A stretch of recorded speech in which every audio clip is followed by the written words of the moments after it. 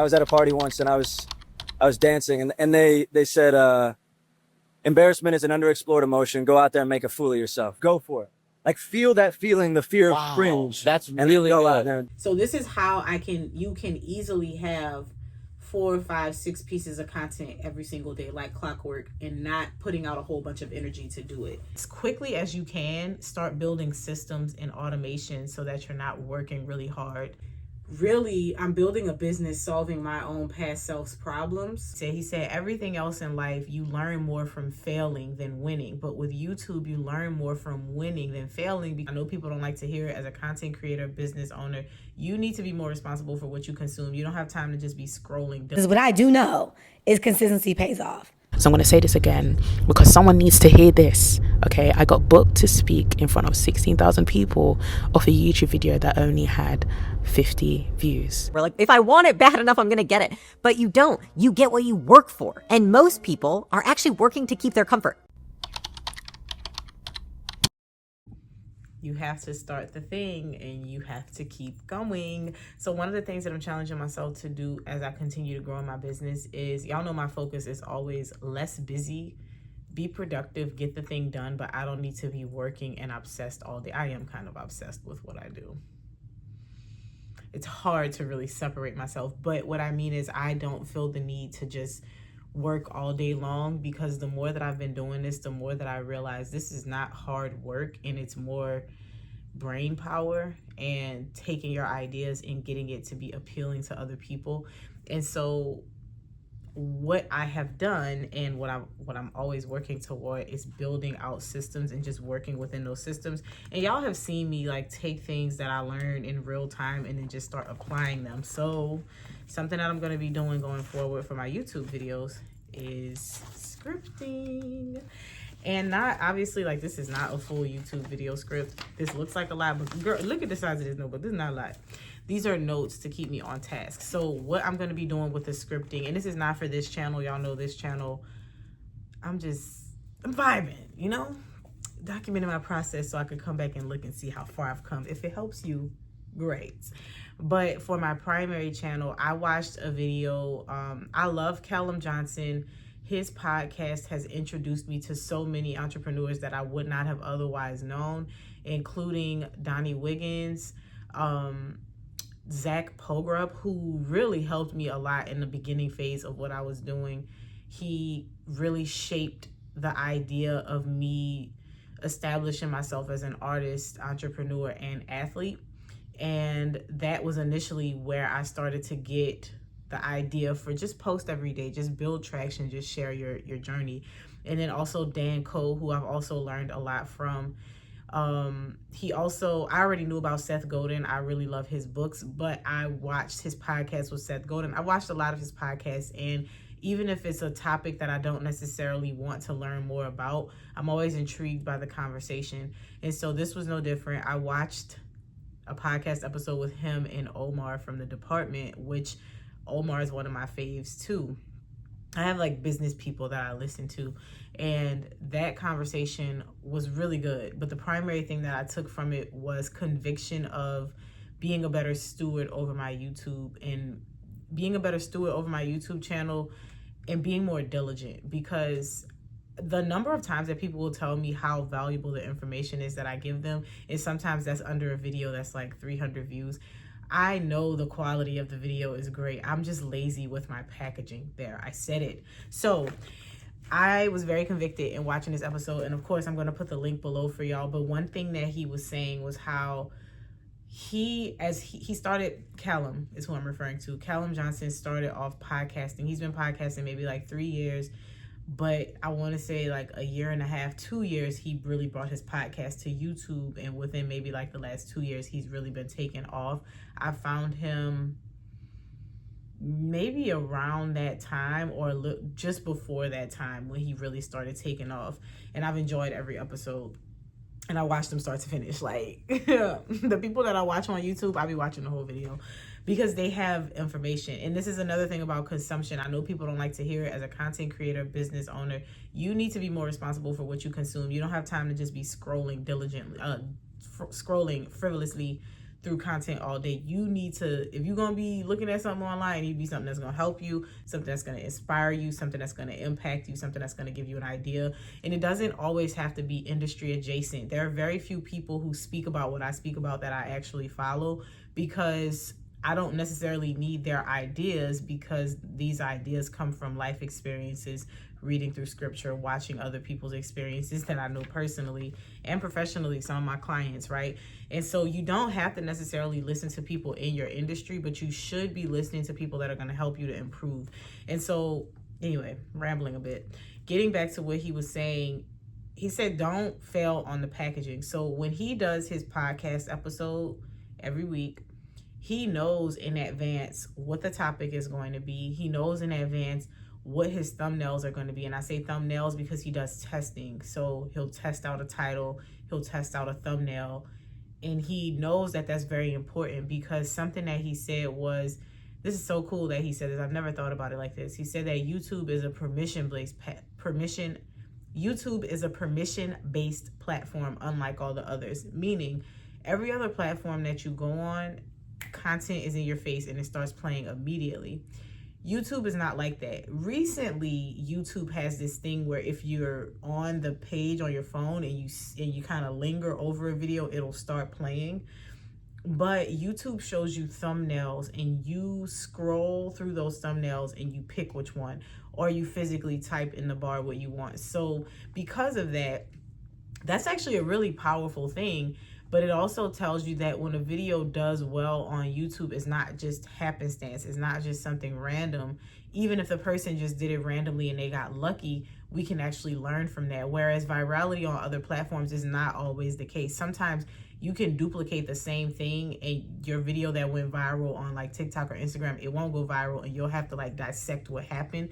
But with YouTube, you can actually use, and this is something else that he said everything else in life, you learn more from failing than winning. But with YouTube, you learn more from winning than failing, because when you win on YouTube and you get this video that gets a lot of traction, you can take a lot from it.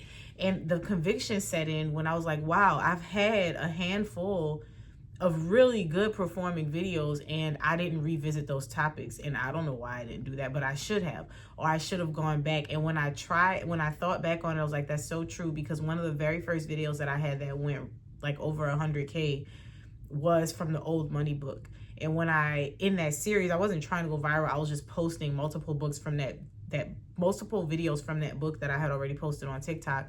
And in me doing that, most of those videos did really well.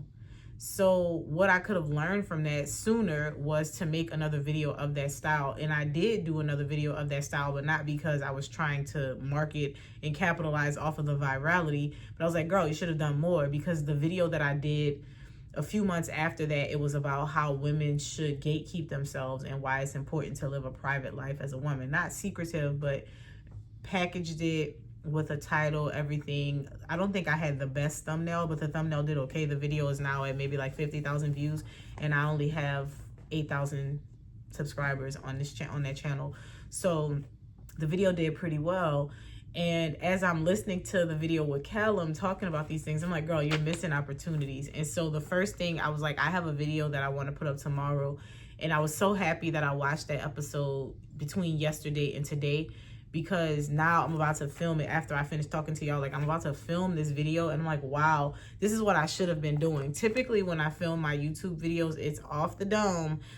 I know what I'm going to say initially. I know what my points are going to be, and I kind of have notes. This video, I scripted, and at first I was only going to script the very beginning. Like, I wanted to script the hook and like the first few lines of the video, but I'm actually scripting this is probably like the first 3 to 4 minutes of the video is scripted. I'm not going to read it verbatim, but I'm going to be very focused on what I'm saying. And then I'm going to take advantage of, I normally don't edit a lot. I'm just going to take advantage of editing. I'm going to try something different with editing, because I really want to make sure that my videos are getting the respect, honor, and attention that they deserve. And also, when my videos do well, even when my videos don't do well on YouTube, I end up converting people from my YouTube videos. So imagine if I start paying attention and focusing on doing well on the packaging of my videos, how much my business is going to improve from that. So I did want to share that. This is a video that I'm going to be doing about how to become the woman of your dreams. I did sample this idea on TikTok. Within the first 2 hours of me posting, within the first hour of me posting, it had already crossed 2,000 views. So I was like, this is probably going to do pretty decent. And I didn't take a lot of time and energy in the video that I did on TikTok. I just put it out and I was like, I'm going to make a YouTube video about this. I'll let y'all know when it's available. It's going to be available tomorrow. But I just wanted to share that with y'all. That's something that I'm going to be working on that going forward. And if you are at that point in your content creatorship where you're starting YouTube, I think you should keep that in mind. Listen, I don't care what other platforms you're posting on. I've actually told this to people closer to me and somebody else that I'm mentoring. You need to be on YouTube. If you have products and services, you need to be on YouTube. Even if you don't have products and services and you're a content creator, you need to be on YouTube because it's long form evergreen content. It's the longer standing platform out of all the platforms that are out right now. Stood the test of time. I told y'all YouTube pays better. YouTube pays better. YouTube pays better per 1,000 views. And you can still do partnerships and collaborations on YouTube, and brands will pay you for that. And I just think that there's so much more creativity and flow, and there's not as much bullying and tearing down of people on YouTube. I think that there's a lot of reaction content based on what's going on in social media culture overall that is now coming back to YouTube. But I tend to say, and I say this almost every vlog, the quality of people that watch YouTube videos is really good. So if you're running a business, I think you owe it to yourself to make the most of YouTube. Now, I know it might be hard at first. You can take the approach that I did. Just post. Just take the approach that I did and post the videos. Do what you can until you learn. I'm now at the spot where I can reflect on a year of me posting, and I'm like, okay, we're monetized, we're getting some traction, but girl, we could be doing a lot better. And because I'm a consumer of YouTube, when I was listening to him say these things, I was like, oh, that's so true, because I know what types of stuff I click on. I know what my favorite content creators, what their thumbnails look like. And you don't have to copy what people are doing, but you have to figure out a system that's going to make your things clickable. Now, the other thing that he said was to keep it very simple.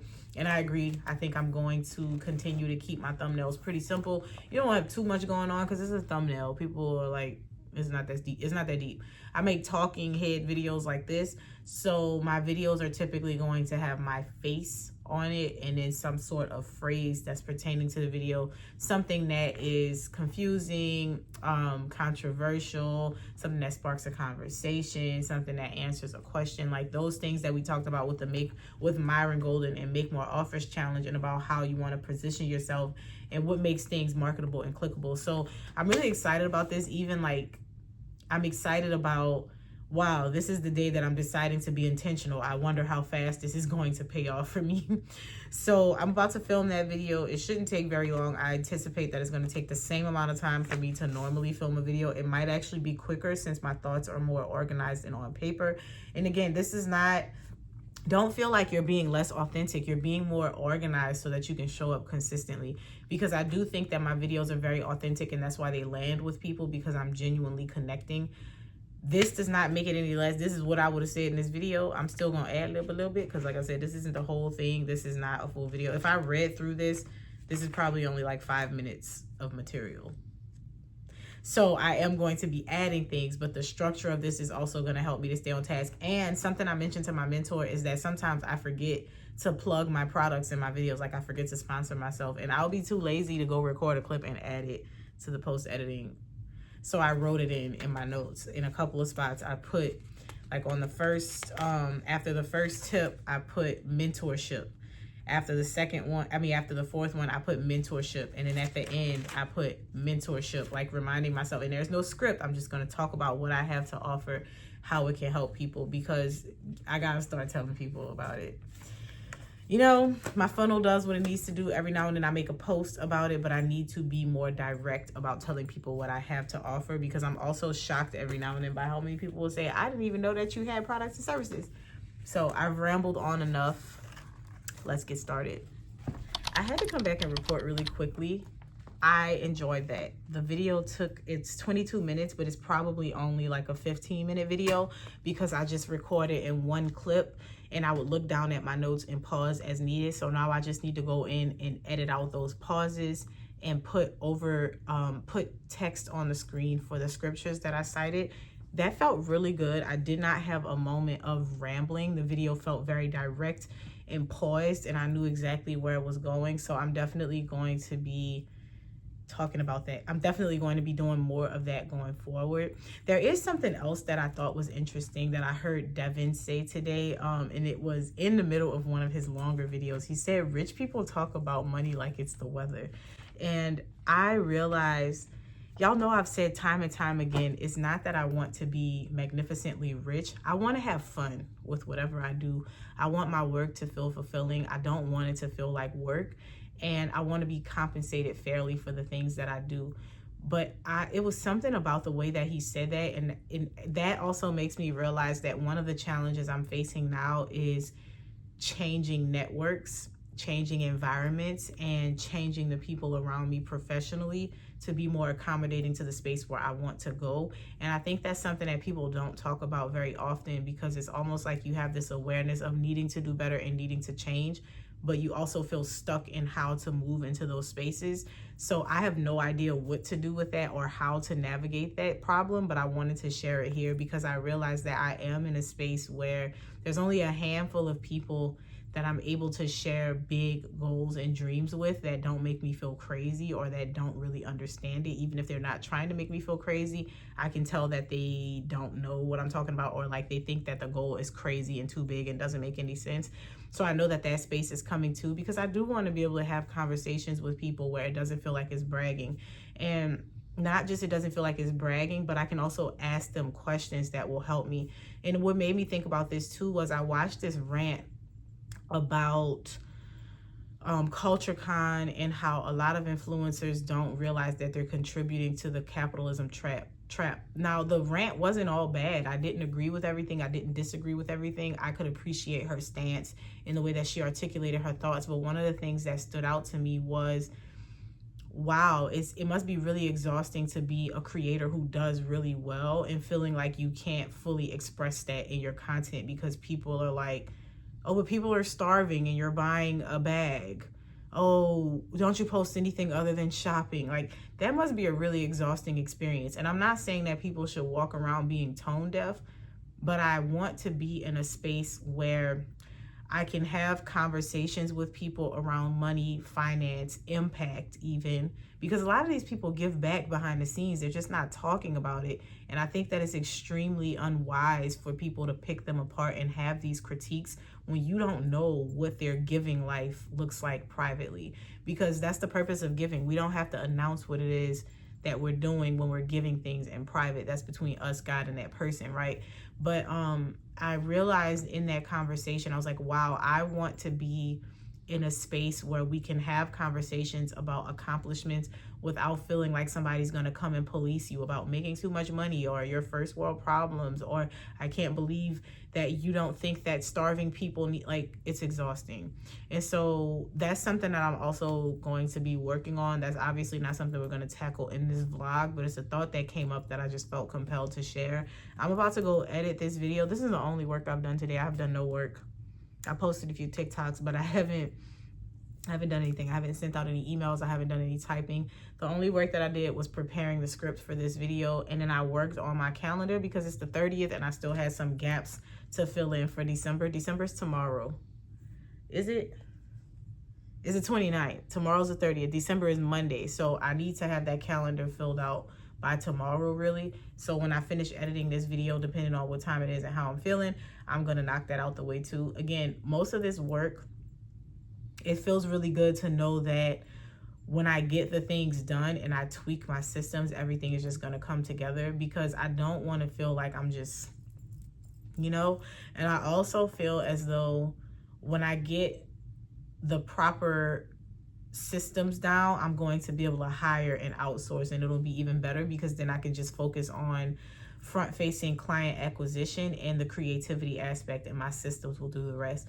So hopefully if you're watching, that's something that you're picking up on and you're not dragging your feet. I would encourage anybody who doesn't know this already and you're just starting your business, as quickly as you can, start building systems and automation so that you're not working really hard to get clients in your business and to get things going and to keep things going. And you're not doing so much manual labor. That's what automations are for, friend. Hello, it's 1:38. I uploaded my video that I was supposed to upload last night. I was tired by the end of that process, and I made the fatal mistake of getting in the bed to edit. Y'all know I fell asleep. It didn't take long to edit once I finally did, and I did mention yesterday that I really enjoyed that process, so I'm going to be scripting my YouTube videos going forward. That's also going to help me with writing my blog post and with repurposing my content, because sometimes I forget what the actual content of a video are once I post it, but having a script will help me in knowing, okay, I said these 5 things in this video, so around this mark I should be able to go and get a short clip of this video and put it out. And so that's going to help me with that. Really excited. I started working again on the calendar. Again, this needs to be finished today. Those blank spaces at the end of December, this stuff needs to come together today. It needs to be very clear, because following my calendar helps me to work smarter, not harder. It also helps me to work less and to have more free time available. So we definitely want to do that. I'm working on my 12-week year, and I updated that. I took a couple weeks off from documenting, but I updated that. This 12-week year segment ends on January 30th. And so I mentioned to y'all what my goals are for that. I want to hit 20K on Instagram. I want to be at 10K subscribers on, oh my gosh, no, it's not 10K subscribers, it's 15K subscribers. I want to hit 15,000 subscribers on YouTube, 20,000 followers on Instagram, and I want to be earning $10,000 consistently in my business. So I did not meet that in my business in November. So I'm planning on meeting that in December and January. And then going forward, I'm going to be looking at how to scale. These are just the practices that I've been learning. I decided to double down on some of the things that I already know are working. I've just been kind of laxed in just freely doing stuff, which is not a bad thing because I've still been being compensated, but I have not been being diligent enough in my business. So that's what needs to be corrected. And so I am taking my mentor's advice for the time being. I was going back and forth because I'm like, man, I know people who go live every day and it works for them. Like, I should go live every day. But I think for the content of the conversations that I have and the way that I teach, she might be right. I need to just not be going live every day. So I'm going to be going live on Mondays and Wednesdays around that lunchtime mark. I'm going to completely do away with late night lives. And that's just for me to have more time to like my family and not feel so rushed in the evening, because I will admit, even though it's late, something that usually happens on the days when I go live is there's a lot of pressure around 8 o'clock to start shutting things down. So I know on Mondays and Wednesdays I don't have anything particular planned. So Mondays and Wednesdays around lunchtime, once I put the baby down for a nap, I'm going to be going live teaching style, and I'm going to be promoting my mentorship, not the womanhood series. The mentorship, because it's a lower ticket item. So it's a continuity offer because that's a monthly fee for people to be a part of that. And I think that it is more valuable for me to do that when I'm not going live every day. Because if I'm going live every day, something my mentor said was like, well, what's going to be the incentive for people to join that program if you go live every day? And so I'm like, oh, you're right. So I'm not going to go live every day. We're going to do Mondays and Wednesdays. Fridays, we're going to do Feminine Friday. I'm also not going to be taking questions in live. I'm just going to teach, promote, and get off. It's not really going to be the relationship building that I've been doing. Because again, I don't want people to be deterred. And so the benefit of the mentorship is that you do get to ask me your questions. You do get to come up on Zoom and speak with me directly, and I will help you through those issues that you're having. And so it's also, the mentorship is meant to be for people who are active consumers of my content, but they find themselves like, dang, I don't know. I know what I should do, but I'm not doing it. It's really just to help them to get that push. And this, again, is going back to how I said I want people who are accountable. So it's not for people who listen to me and they're like, well, I don't know what the first step is. I don't know. It's for people that listen and they're like, girl, I know what I'm supposed to be doing. I'm just not doing it. We need a game plan. That's who it's for. I can't help helpless people. And so that's what we're going to be doing going forward with that. So my first live stream on that program or in that way is going to be tomorrow.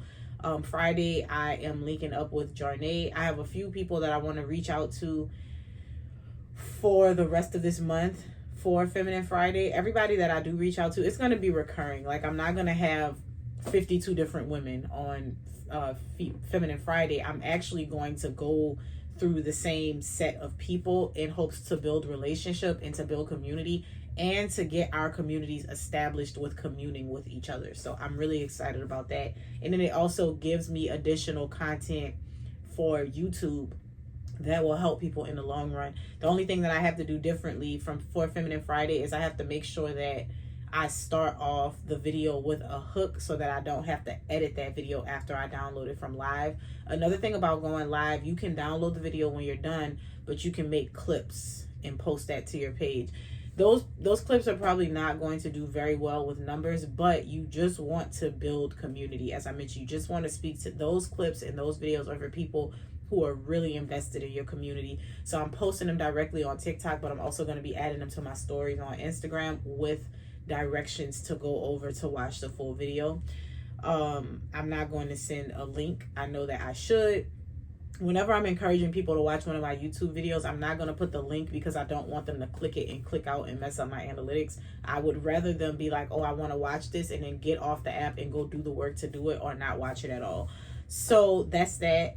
The big theme this month is the same. It's loosely, don't let people control you, don't let people drive you crazy. But we're also going to be talking about concepts of you're not unlucky. You know, one of them that I posted, the video from yesterday, is how to become the woman of your dreams, and that is pretty much going to be starting our theme. That's a video that's posting in November, but it's going to be carrying forward, like, how do you become a woman who is so proud of your accomplishments, who is so proud of who you are, who is so linked in with God that you're unwilling to settle for less, that you're unwilling to compromise, that you're unwilling to go for a man who doesn't meet your standard because you're not reeking of desperation. And so we're talking about how to not go crazy, but the big theme is leaving your desperation behind so that you can prosper as a woman. And this concept of not chasing men, this concept of controlling the things that you can control. So one of the videos that I'm going to do this month is validate yourself, or it's going to be around that topic. And I mentioned yesterday that that's the idea, but leading up to the video, I'm going to use this notebook and really flesh out the entire idea. I'm going to have a hook. I'm going to script the video so that it's very clear, because as I mentioned, when I edited that video that I filmed yesterday, the editing process didn't take very long, but I also noticed, man, even with me sitting here in the script and like going off script a little bit, it took 20 minutes to record a complete thought. Everything was very organized, and then I edited it down. I ended up editing it down to like 20 minutes, which is about right, because there were little pieces that I took out of it, but neither here nor there. So that is complete. That has been taken care of. I'm thinking about all the other things that I need to do, but it's really going to just be finishing out this calendar and getting to a place where all throughout my content, I'm talking about people's problems and solving them all day long. So as I mentioned, I am going to be doing one TikTok shop video per day. I think that that's plenty just to keep things going. I don't want to be a millionaire on TikTok shop, even though definitely possible. I considered starting a separate page just to do TikTok shop, but I don't want to. It's possible to do that, but it's a lot of output that's involved, and I'm not willing to do that. I like to make videos how I like to make them, so I have to be realistic about what my outcome is going to be based on what I'm willing to do. But if you do want to do TikTok shop, I want you to know there's a lot of money to be made. Okay, you can be making a lot of money on TikTok shop. But I'm going to do one video per day at least, but I'm not going to stress myself out doing more than that, and I'm just going to focus on the same handful of products. It's like 10 products that I have that I'm just going to be circling back to over and over. As I mentioned, this is something that we know works. This is a concept that a lot of people ignore. They want to have a whole bunch of products. They have like endless shippings coming in all the time. I told y'all too, I haven't even been doing the free samples because there's nothing in there that I feel like is going to contribute to what I have, and I just want to focus on really maxing out the products that I already have, especially since a lot of the products that I promote are small businesses and I want them to do well. So for instance, the cookbook is sold out. I don't know if he's going to restock it or what's going to happen, but it is sold out. And so that video is no longer being promoted, which is crazy. So I hope that he does restock and we can continue, because I had some more videos that I wanted to post. But even if not, I feel really good knowing that within a month's time, I was able to help him to gross $20,000 in revenue for his business. So that's amazing.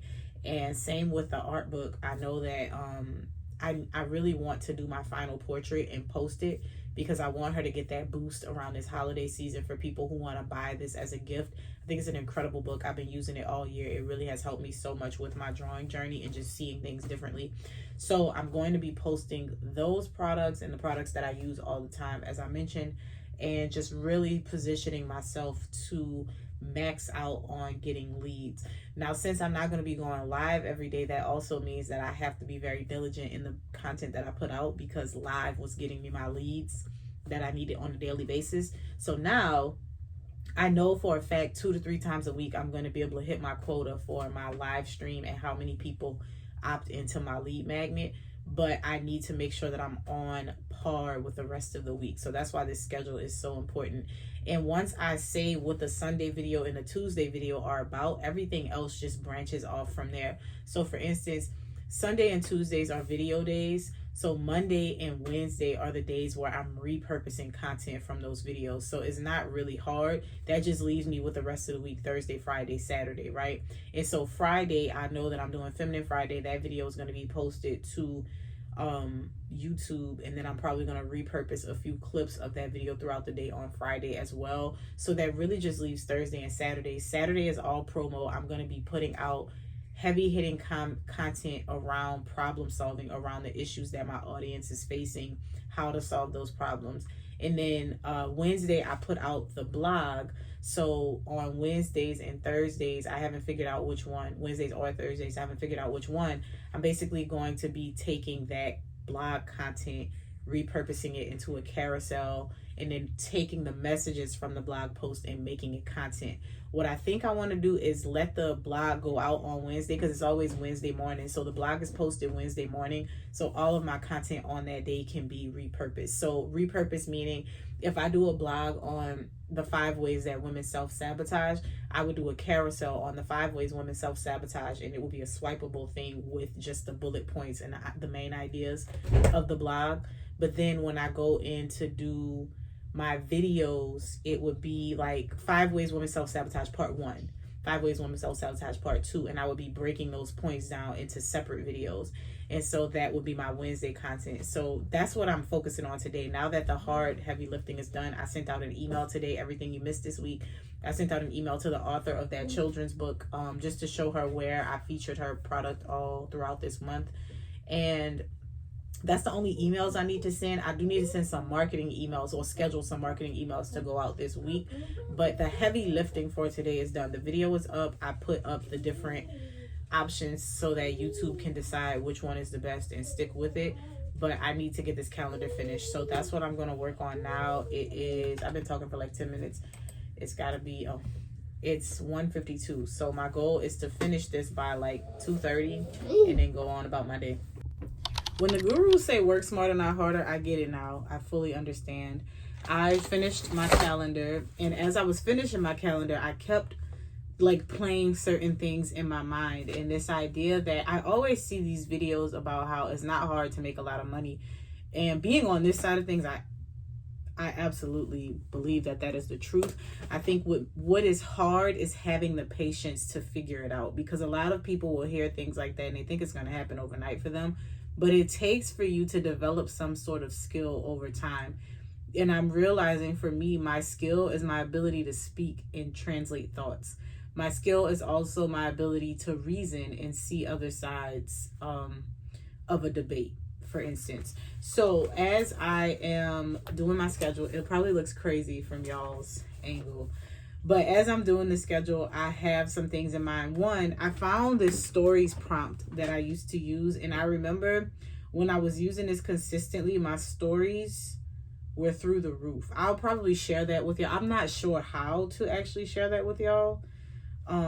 Maybe I'll just share like pieces of it, but it's basically broken up into, let me tell you this. The basic thing that you don't even need the prompt. I'm not going to share the prompt.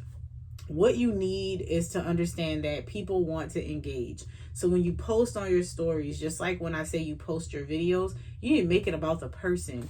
So if I'm going to post my food on my stories, if I want to make it more engaging, I'll post my food and I'll put a poll. This is a gem. I'll post my food and then I'll put a poll. Would you eat this? Or what's your favorite thing to eat? And then put a questions box. If it's a poll, you might say, would you eat this? And then you put something funny like, absolutely yes, or like, no, gross, what is that?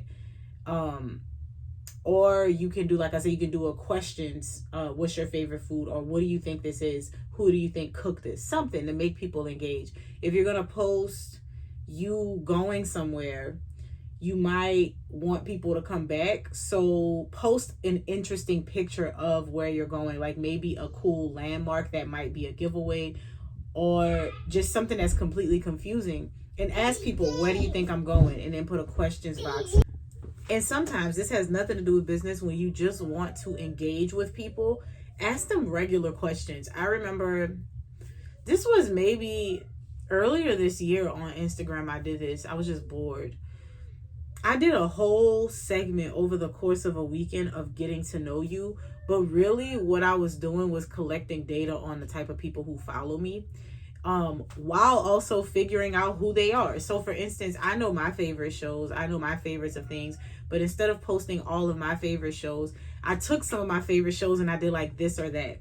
So I did, I was like The Cosby Show or Fresh Prince of Bel-Air.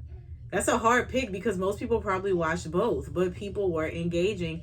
And it also let me know like how many of the people that follow me are actually close to my age. So when I'm talking to them, what type of language do I need to use to be more appealing to them? And that's really valuable in business, right? So I spent the whole weekend doing stuff like that. Like, oh man, I wish I could, like, I'm just going to give you examples. This isn't exactly what I did. Who was the bougiest? Hillary, Nadine, or Whitley? If you don't know those characters, you're not going to vote, but you'd be surprised how people were participating in this. And then I said, what was the best cartoon in the 90s? But the point is to be engaging. If you want more people to watch your stories, just make it engaging, make it fun, make your stories like them being intrigued. And so as you're doing your stories, yes, it's about you and your experience and what you're doing, but you make them a part of the process. So example, I'm actually going to post this. I went to the library. I use 4 or 5 libraries across my network, and well, 3 across my network, and 2 of them are like adjacent to my parish.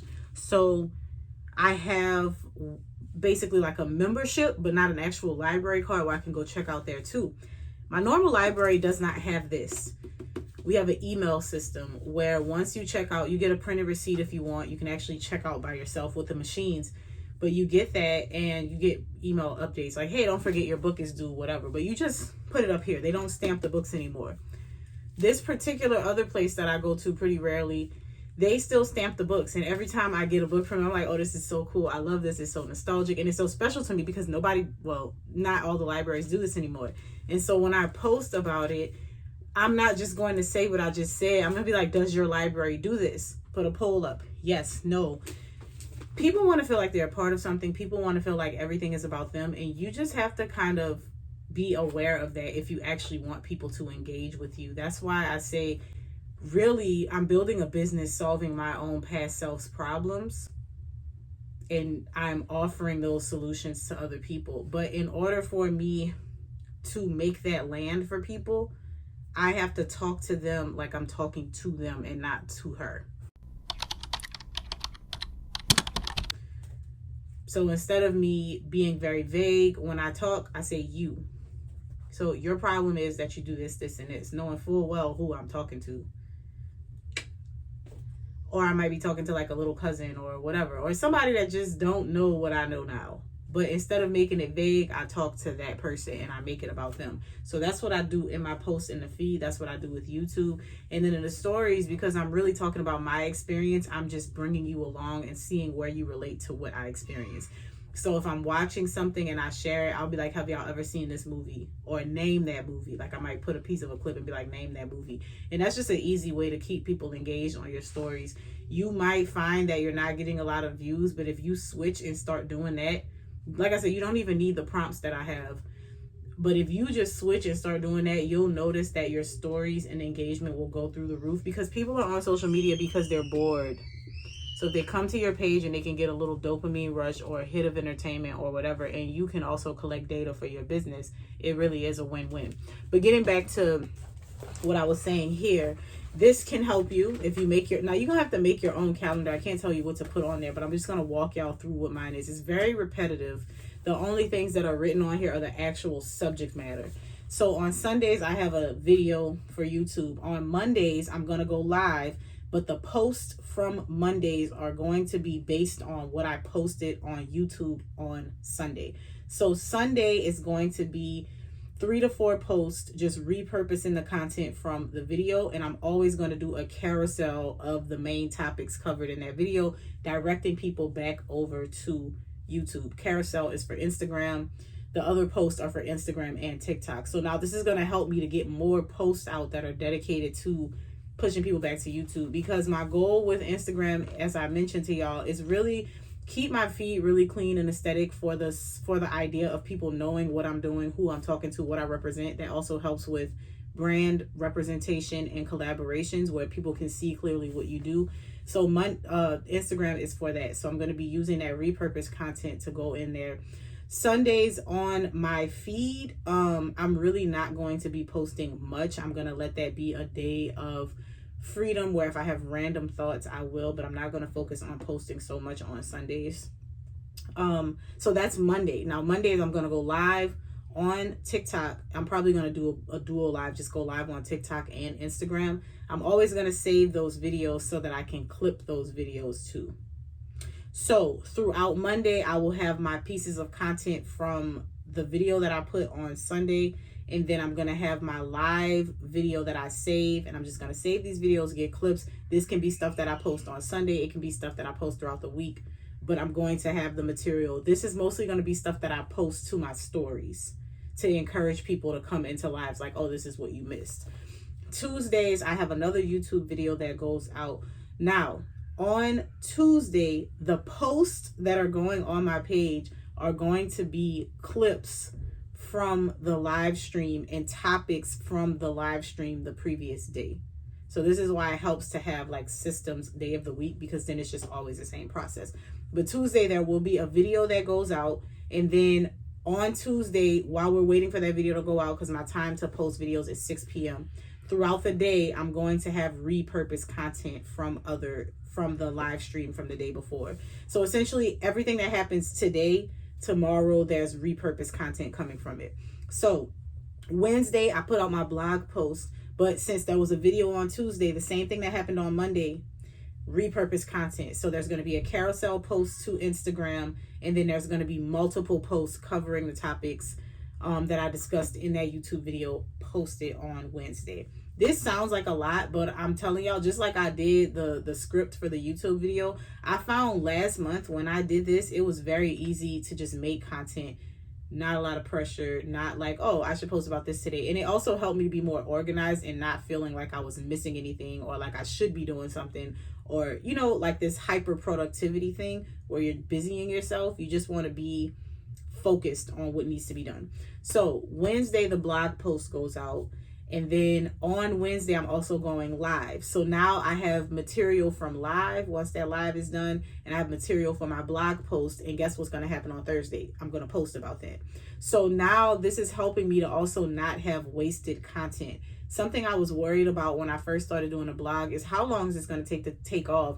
And am I doing this in vain? Are people actually going to see this material? But since I started incorporating this, people don't miss the material because I remind them that I have a blog post in the weekly email. And then I also am going to be repurposing the content. So Wednesday, the blog goes out, I go live. And then all throughout Wednesday, I'm posting from the videos from Tuesday, and then that's it. So I'm repurposing content from Tuesday, videos that are repurposed from those live streams, and new ideas or subject matter that comes up based on it. Thursday, same thing, carousel and reposting content from the blog.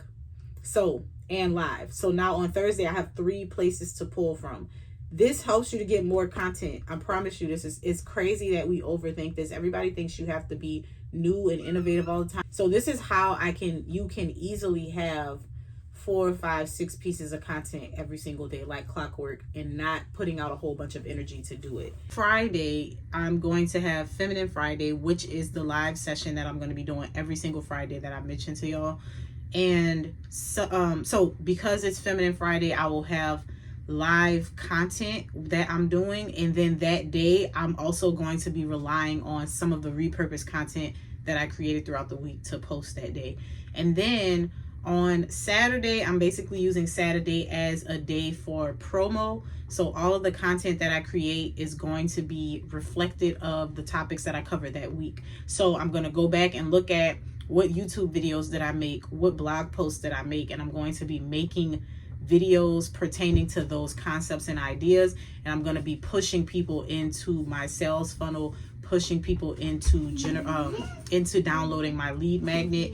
And then I'm also going to be using that as the day that I send out the everything you missed this week email. So I'm giving at least 1 email per week, but then every week I'm also going to send an email or 2 about other things that are going on within the community. So essentially what I'm creating, podcasts, also on Friday my podcast goes out. So now Friday I have Feminine Friday and the podcast goes out, and so obviously that means that on Saturday and Sunday I now have more content that I can push out. So this is loosely structured, but I know that once I start playing with the system, I will have it like down to a science. So I'm really excited about that. But basically, if you're listening to what I'm saying, I'm creating almost like a funnel for content, where my top of funnel for my content is, and I shouldn't say funnel, that's not the best word to describe it, but I'm creating a system for my content where I'm not creating as much, and then I'm regenerating things from a few ideas. So there's 1, 2, 3, 4, it's like 5 long form pieces of content every week that are fresh ideas. And then I'm gonna be able to create somewhere close to 50 to 70 pieces of content every single week based on 5 pillars. So I have YouTube videos that I put out, podcast, live streams, and from those pieces of content I'm going to be able to create a carousel for each one. From those pieces of content I'm going to be able to clip at least 3 to 4 videos from each one of those. That's 5 pieces of content already. I'm then going to be able to take an idea and say, okay, I can make another video based on this concept, just only talk about this part of it. So even if I have a video where it's like 5 ways to do this, I can make 5 more videos out of that video, or I can just take that video and make it a carousel post without doing the Canva thing. So I'm explaining it, and I hope that it's landing and making sense the way that I'm saying it, but I'll probably end up putting like a visual representation of what I mean. I think that this is something that really will help you, because if y'all remember earlier on, I would just make content, and then go on about my life. I think that this system is absolutely going to get me to making my $10,000 per month. I think that this system is going to absolutely get me to making my $10,000 per month and being able to scale, because I'm working smarter, not harder, and I won't have to think so much about content. It's just make the content, repurpose the content, put that out there, and make the content that's going to connect people back to your sales funnel. That's what this is about. So I'm going to be talking about the same concepts over and over. And then of course, nothing is written in here about this, but I'm going to have my daily stories, as I just talked about. And I'm going to have 1 post per day at least, where I'm going to be doing TikTok shop. So this is going to be a lot of fun. I'm definitely going to be reporting to y'all what that looks like. And I think I'll also put in this segment, now that I'm doing this, I'll do a reflection of the posts that I posted, or like the content I put out, and what the results of that content were. Okay, so today I have 6 TikTok posts already. Actually 7, because I recorded one too, but the 6 TikTok posts came from the YouTube video that I posted on yesterday. So already we're off to a good start. I did also make a carousel post based on the content that I put in that YouTube video yesterday. So I have that. And then I've been posting to my stories. I went live today. I am waiting for the live video to download so that I can also have those clips for my post tomorrow. So we're already going in deep with this concept of just, this is still wet, of the concept of just using content that's already made to create more content. And so I have one YouTube video that created 7 pieces of content for me today. And I didn't have to stop there, but I did. So I just want to remind you in that regard of how impactful that is. I also wanted to give y'all an update of letting YouTube choose my thumbnail. That seems to be going pretty well. I'm still waiting. 254 views. That's pretty above normal, I believe, for unless the video is pretty spectacular. The videos that do really well for me, sometimes they get over like 700 views within the first day or so. But this one is climbing. So we're going to see what happens with that, and we're going to see where that goes. 254 views is not spectacular, but again, it is not with the normal standard that I'm used to within my first few hours within my first few days of a video. So we're going with that. Also going to be monitoring like comments and things, but I'm going to give YouTube a chance to play with that split test, and I'm going to trust that their algorithm is going to do right by me, and we'll see what happens with that before I post the next video. The thing that I'm going to do this evening when I get back is work on scripting that next video, and I'm also going to work on the blog post for this week. But so far we're off to a really good start. I like this concept because it allows me to be much more relaxed. So today I spent my morning just preparing my content from the already existing content, which arguably I could just make more content. But the beautiful thing about this is if I were outsourcing this process, I wouldn't have had to do anything. So it would have been 0 time spent. Am I going to only do repurposed content all week? No. If I need to add something, like I said, I had a post a short while ago that I came up with after getting off live. That was something we talked about. And I was like, oh, I should make a video about this. And so I did. But the point is, I can move to a space when I operate like this where I'm not so heavily reliant on my output. I can just outsource that, because what I really want is to have a content machine that doesn't require me to do so much. Eventually, when I start scaling, I want to have editors. I don't want to edit. I just want to focus on the creativity aspect. And that's something that my Calum mentioned. She was like, a lot of these people have teams. And like, you know what? That would make sense, because if you have a team, even having like a little editor from Fiverr that you pay like $10 to $15 per video is worth it. I put out 2 videos a week. If I just have somebody $30 a week to edit videos, that would be really helpful. So just getting around to building a routine so that as I have my routine built up and my business continues to grow, I can outsource. That's something that I'm looking forward to. I will let y'all know how that goes. But that's all I have this evening. Like I said, I'm gonna edit. I'm gonna script my next YouTube video, maybe even film it tonight if I'm feeling up to it. And then I'm going to work on the blog post. Just getting in the process of creating and getting things done is what I'm working on. And I'm also really trying to get the ball rolling on getting the physical copy of my book so that I can start promoting that, because that's going to be one of my my book is going to be, sorry, I'm so distracted by babies right here. My book is going to be one of my low ticket offers that pushes people into my ecosystem. So just working on one thing at a time, but also seeing, I'm always hearing my mentor's voice in my head. Well, how do you want to be operating in 5 to 10 years? And just challenging myself to bring that forward. Now, that's even something that I coach my ladies on. Why are you waiting for your perfect life or your ideal life? There are things that you're saying, oh, when I have enough money, when I have enough time, I'm going to do this, but you can probably do them now. So there are things that maybe in my business I say, oh, I only want to work 2 hours a day. I can be doing that now. I just have to prioritize making it a reality. So as I go through this week, I'll let y'all know what that looks like. I'm really excited to see that process, and I'll just keep y'all updated. I just saw this guy say you should create a series in December, and it made me think about Vlogmas and how historically in content creation, when people start series in December, it's a great way to warm your audience up to what you're doing. And I was like, oh, that makes so much sense. But I was like, I already got so much going on. However, what I decided to do, very easy to commit to, I started a series on creating something every day. creating something every day is broad enough that I can actually do that and stick to it. Because if I go too specific, I ain't gonna do it. So for instance, I already have everything going on with my business. I said that I was gonna do one shoppable video every day. This is how I'm gonna commit to doing one shoppable video every day. Most of the things that I have for TikTok shop are things where I'm working with my hands. Like I have the puzzles, the little 3D puzzles. I have the little house miniatures. I have my art book. I have stickers. I have my little printer papers. I have my children's books where I keep their memories. I have my bread maker. And so I did a video today and I said, for the next, it's December, and for the next 31 days, I'm going to create something every day. Now, how does this tie into my content? Because y'all know that I say, I don't necessarily niche down, but I like for things to make sense. So the way that I'm tying this into my content is I'm creating something every day to really embrace my femininity.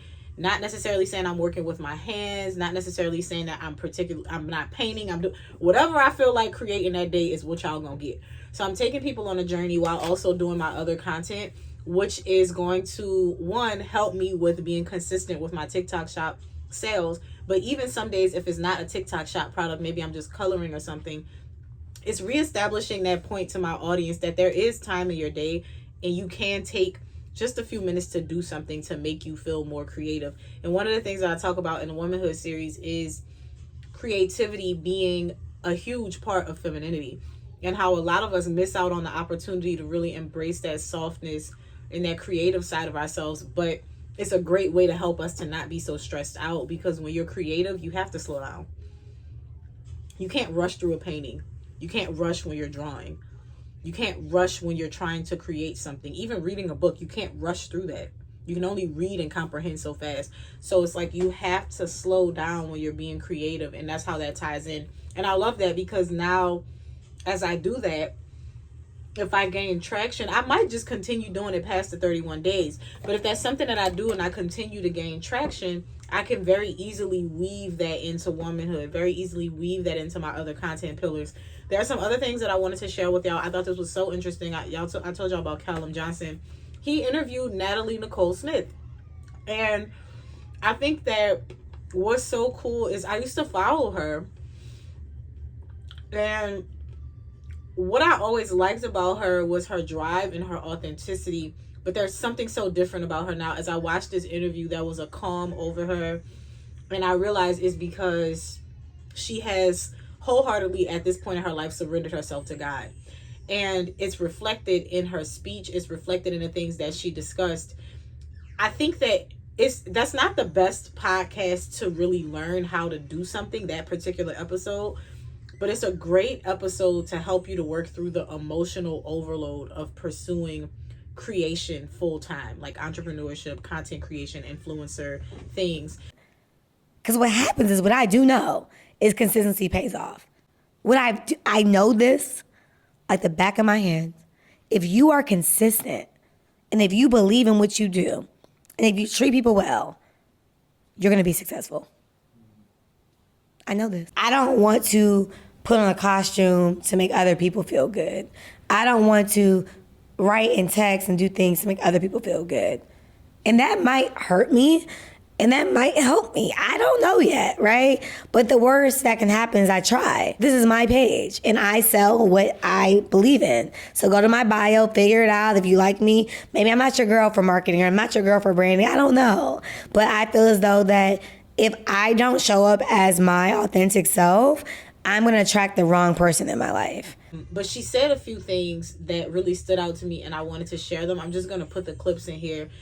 But if you have the time, I know I'll be telling y'all about this stuff. This is how I spend my days. I spend like 2 hours actually working, and then I typically spend like an hour or so just watching content that I feel like is helpful toward what I want to be doing. Like I said, I didn't really learn anything practical. But I've said before, all of the fluffy advice is the best advice. And when you start, yes, there are practical things that you have to learn about how to run a business, very technical things. But when you learn how to embrace those things that are like not necessarily the standard and they're very ambiguous pieces of advice, you will grow your business and you will do really well very fast, I think, in my opinion. And you'll start to transform. That's the reason that you're going to grow your business and everything is going to go well for you, because your personhood is going to transform. And so I do like to spend a lot of time, I've mentioned this to y'all before, I do like to spend a lot of time, like, whereas I normally used to watch regular TV or movies or something, I pretty much spend that time, maybe a little bit less, consuming content that is going to help to move me forward. So his podcast episode comes out on Mondays, and so the last episode that I told y'all about, I didn't watch it when it first came out. I watched it a couple days ago. This episode came out today, and I was so excited to see her face on. I was like, oh my gosh, she got her on the show. And I hadn't really been following her, or I hadn't followed up with her, because I have not followed her since the very first time I had Instagram. And so on this new page, I was like, oh, let me go follow her. Like, I forgot all about what she had going on, but she was always an inspirational person. And so it was just really healing to hear her perspective and to watch that, because I think that all people who are creating things and you have so much passion behind what you're creating, I think we all kind of go through some of the things that she discussed. Even if you don't have the same background as her, I think it will be helpful for you to watch that one. So I am going to put the link for that in the description as well. But the only other things that I have going tonight, I'm going to script out the YouTube video, and I'm probably going to go ahead and record the YouTube video since it needs to be posted by tomorrow. If you're a content creator, you're a business owner, for tax purposes at least. But you are running a business as a content creator, even if you don't have your own products and services and you're doing content or like influencing to get other people's products in front of your audience. You are a business. And so most of what you're going to be doing to improve and to grow your business is just learning, adapting, figuring out what works for you. And when I say adapting, you're not conforming, you're adapting. You don't ever have to conform.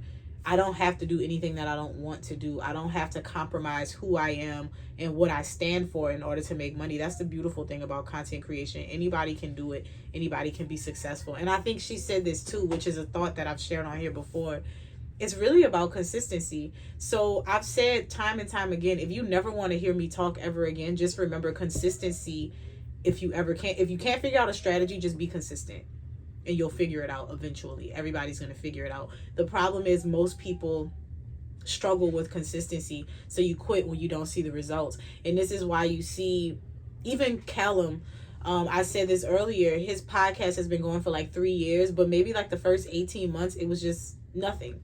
No real needle movement, but he was committed and he kept going. So many people, when you don't get what you want after a month, 2 months, 3 months, you're like, okay, that's it. It didn't work. But maybe it would work if you just kept going. So you have to keep that in mind too. Like I remember sharing that, I was like in a video, I was talking about how I posted on TikTok for every day for a year, and this is my experience. And there were people who were like, oh, a year is too long. There were people who were like, I did it in shorter than a year. And it's like, it doesn't matter as long as you stay consistent. And the time is going to pass anyway. And if you ask me if I regret it, I don't, because in that time of me posting, not only was I sharing my experience and helping people online, I was becoming a different person because I was committed to this thing. And I was allowing myself to see where it would go. I was allowing myself to be a student to something that was completely new to me. I was allowing myself to really be transformed by the experience that I was going through. And not only that, I was really leaning into, okay, God, what do you want me to do here? And that has been such a wild ride, and it continues to be. But even though I'm sharing all of my successes with y'all now, and I don't really have any true extreme goals except the ones that I share with y'all at any given time, and I formulate goals just so I can have something tangible at the end of whatever it is that I'm working toward. Even in doing that, I'm continually amazed, and I know that there's so much more if I just keep going. So if I could share anything significant from today that I want to share, it would be that. Just keep going. If you ever feel discouraged, don't let it get to you. It's supposed to be fun. It's supposed to be a process. It's supposed to be a process. You're supposed to learn. You're not supposed to get it right all the time. If you did, what would you learn, you know? So be patient with yourself and just be consistent. It's going to happen. It's going to happen. It's just a matter of time. The beautiful thing is we just don't know when. So you could quit today and tomorrow would have been the day for you. Just keep going, friend. This day feels like a flu, and I'm sitting what did I do? I scripted a YouTube video, and I did that in the carpool line, and I did that as soon as I got back. I sent out an email. The email was great because immediately, I know that email is going to do well. There's nothing in it for me. I didn't put any links in it. I just wanted to send a supportive, uplifting email. When I sent that email, maybe within like the first 20 minutes, I got 2 of my email subscribers emailed me in reply to that email saying, thank you, I appreciate it. Somebody kind of like poured her heart out, just telling me some things that she was going through. I just recorded a TikTok. It is 12:53, and that's the first one I did. I had a meeting. That's what it was. And then the baby took forever to take his nap, but I could not let up because I have to film my YouTube video because it has to go up today. So something that I'm getting closer to is working out a budget for my videos. I think if I can find somebody to edit my YouTube videos on Fiverr that only like maybe like $10, $15, $20 per video, I think I'd be willing to do that because I don't need anybody to edit my podcast episodes. Those are just direct. Maybe I do. And something else about watching other people's content. I watched a video from Leila Hormozi, which I'm not subscribed to her, but every now and then I see a video pop up. I'm like, I should just subscribe to her channel because she be dropping gems when I watch her videos. But I watched a video from her today and I saw something really creative and cool that I want to kind of play around with. But I try not to bite off more than I can chew at one time. I'm going to put some clips from that video in here as well as a video from Codie Sanchez. Is her name Codie or Corey? Codie Sanchez, I think. Codie Sanchez had a video. I watched 2 videos over the course of this last day. Remember, y'all, part of me with my development and learning things is education and just taking things in. And sometimes it's not even direct education. It's mental development. Because I will say the video with Codie Sanchez and the video with Leila Hormozi, and even that video that I was talking about with Calum Johnson and Natalie Nicole Smith yesterday, those were more like personal development. So I have here exactly what I need to do. I'm about to hook up my microphone and I'm just talking right now while this TikTok video is loading on my phone because I need to record on that phone. Because this phone, remember, the baby lost this thing for the microphone. That's why every time I get a microphone, I get 2, one for this phone, one for that phone. Because I'm still recording from my phone right now. So I have the TikToks that I'm going to film for today. That's the end of yesterday's video and the TikToks that I'm going to film. And then this is video topic. It's about 4 pages. It's not very long, but like I said, I just want to go with having a script since it went so well for me the other day. And I think I can get used to this. But yeah, as I'm sitting here, I'm like, what was it that made my day go by so fast? And where did all my time go? Because I have to quickly film this video and then head out. I don't even know if I'm going to have time to sit down and edit this video right away, but I like to do that when I'm posting on the same day. So anyway, that is that. I'm going to use this particular YouTube script as that's what it was too. I also put up a carousel. So I did another carousel today. I think every time I do a YouTube video, I'm just going to make a carousel for it like I suggested. And so today, most of my TikToks are going to be fresh ideas. Remember, I also said I'm going to be creating something every day as a part of a series. So I'm going to put something else in a bread maker. And then the topics that I want to cover are, I want to do a spend the morning with me, but I can never bring myself to actually record my morning. Yikes.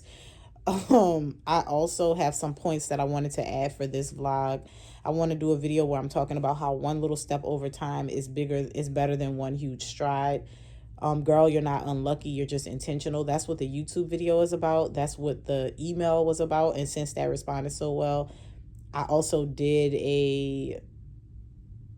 I took that email and made it a carousel. That's where the carousel was. So it wasn't an entirely new carousel. I took that email and broke it up over 7 slides and just posted it.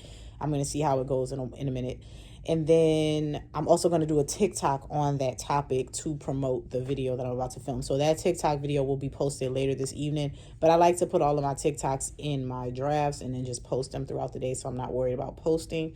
But yeah, today just feels like it really got away from me for some reason. And I'm like, why is that? And I just can't. I think it's the meeting and how long it took the baby to take a nap that took up most of my morning. Because when I got back immediately, yeah, that's what it was. I got back around 8 something. I finished the script. And then as soon as I finished the script, I sent out that email. As soon as I sent out that email, I was like, girl, this could be a carousel. So I made the carousel post and then I posted the carousel post. And then I started working on a blog, but I was like, oh, it's time for this meeting. The meeting was from 10 to 11. At the latter end of the meeting, I started putting the baby to sleep. He fought me up until like just now. So it took him almost an hour and a half just to fall asleep, but I had to let him go to sleep because he can't be screaming behind my video.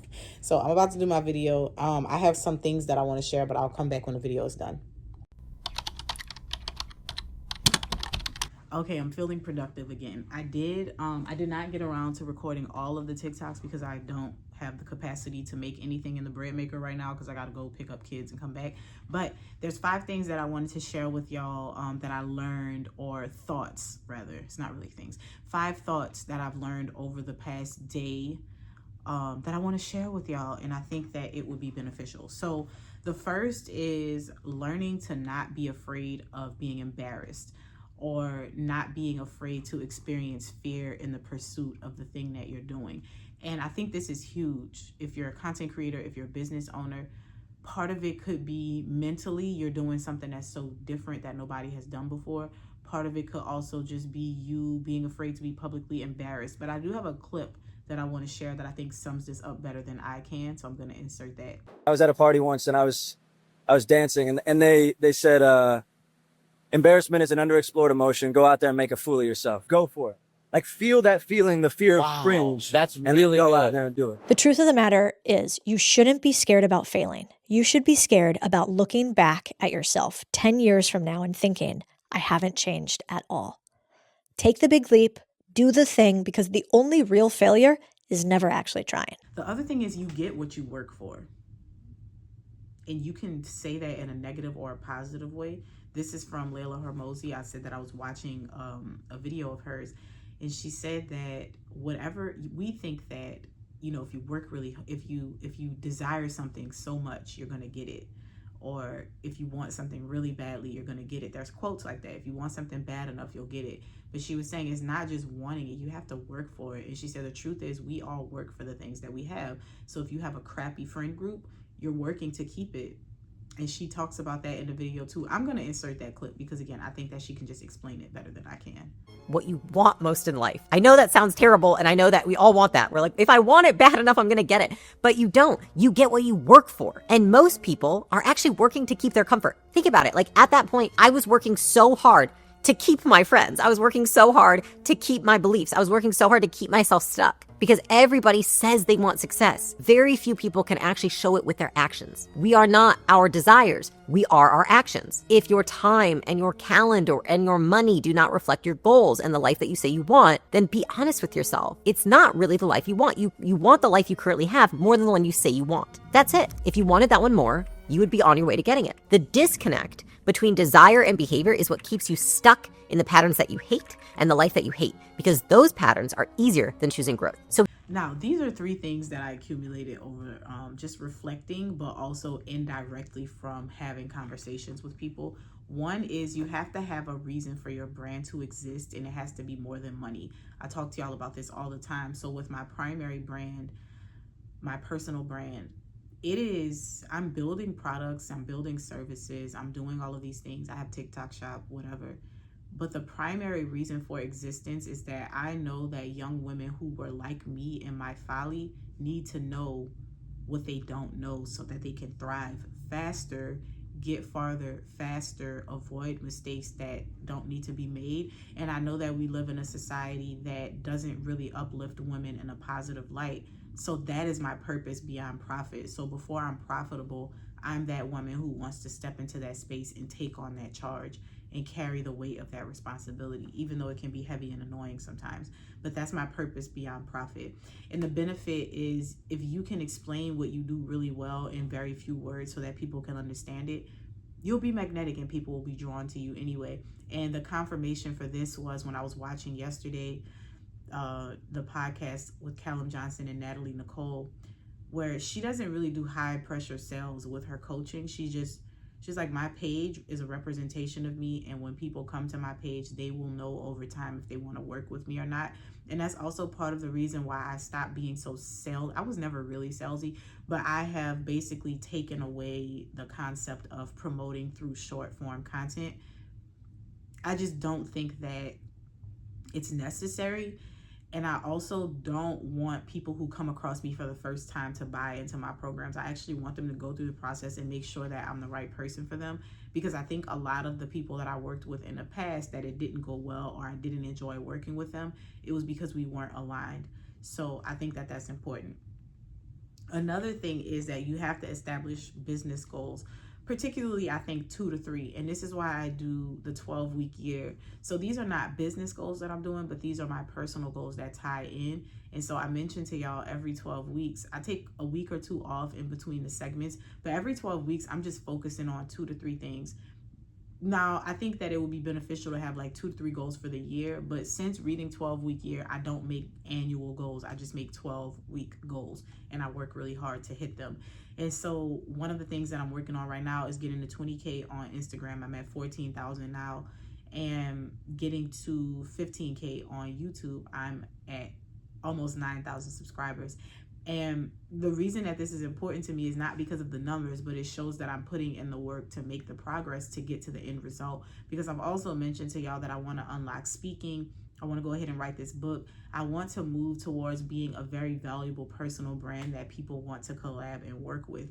And I know that a lot of that is going to have to do with me showing what I'm capable of and just being very present. So those are the goals that I have. And most of the time when I have goals for myself, they're kind of loosely structured around that. Like for a while I was working on growing my TikTok, but now what I've realized is you don't really have to work hard to grow your TikTok. You just need to show up consistently and cover the topics and be unafraid to speak and say things boldly, right?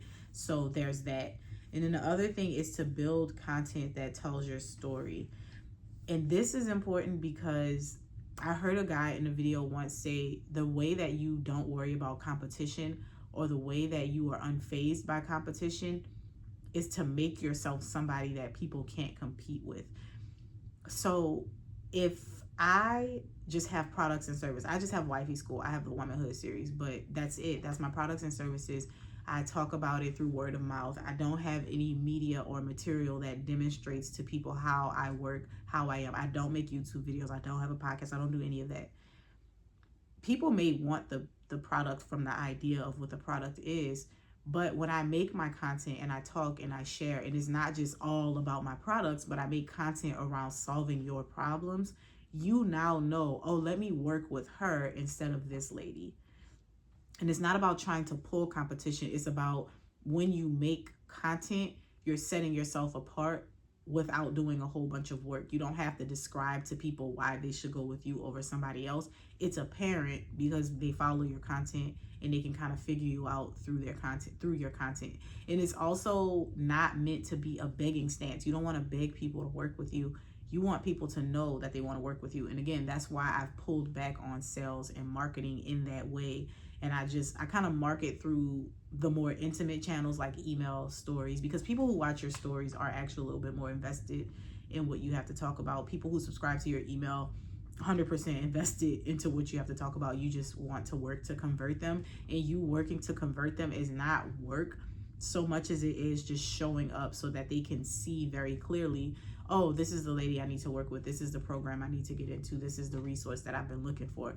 And you do that by making your content over and over and setting yourself apart from other people who might be doing something similar, because there are always going to be people who are doing something similar to you. So keep that in mind.